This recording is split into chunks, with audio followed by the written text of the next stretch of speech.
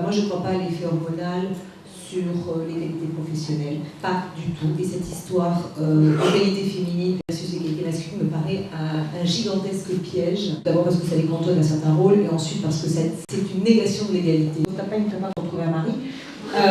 On fait ça parce qu'on est ambitieuse.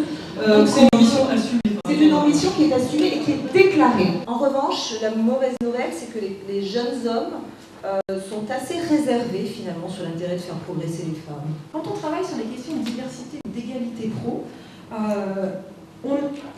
avant même d'avoir commencé le discours, le programme, la promesse, rien que de se positionner là-dessus, mais des gens dans des boîtes. À part les gens qui sont en transition entre deux genres, on est entré de jeu et on voit le monde en se positionnant comme « regarde-moi, je suis une femme » ou « regarde-toi, tu es un homme ». Or, au bout du compte, ce dont on a tous envie, en tant que contributeur dans une entreprise, ou même indépendant, je ne sais pas quel est votre statut, ou bien ce dont on rêve pour avoir vraiment une équipe qui pulse et qui performe un peu, c'est que chacun soit là à sa façon. Et du coup, que chacun puisse donner 100% de ce qu'il est sans porter de masque. Ça s'appelle gérer les singularités. Il ne faut pas oublier son côté Amazon, ou guerrier, ou warrior, ou onde de choc. Donc alors là, il faut y aller en onde de choc. Mais sans perdre de vue que ça n'est pas pour fragmenter une entreprise ou même un groupe social ou même une société en petite boîte identitaire, et qu'au bout du compte, ce qu'on veut tous, c'est chacun sa singularité. On s'aperçoit aujourd'hui qu'au COMEX de la Poste, il n'y a pas de quoi forcément se réjouir parce qu'il n'y a qu'une femme sur 11 membres. Je pense que là, on est typiquement dans des reproductions, c'est-à-dire au moment où les choix se font. Alors là, je rejoins ce qui a été dit auparavant par les autres, c'est-à-dire que le déclic ne se fait pas encore au moment des plus hauts niveaux de pouvoir.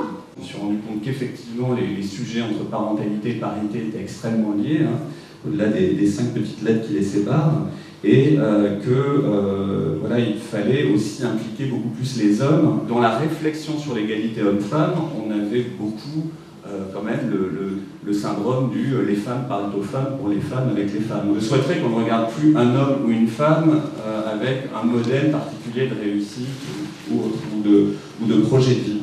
Donc finalement, cette égalité homme-femme, elle peut être une chance pour les hommes, et c'est ce que j'essaye de démontrer.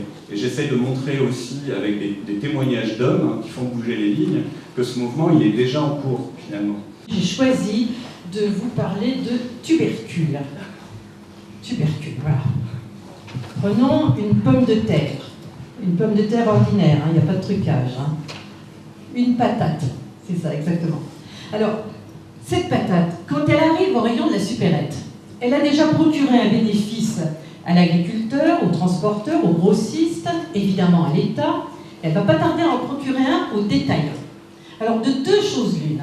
Soit elle est achetée par un restaurateur pour son plat du jour, et elle va générer du chiffre d'affaires, des taxes, des impôts, des salaires, avec congés payés, points de retraite, tickets restaurant, primes de transport, etc. Soit elle est achetée par une mère de famille et elle disparaît dans le panier de la ménagère, le triangle des Bermudes de la vie économique.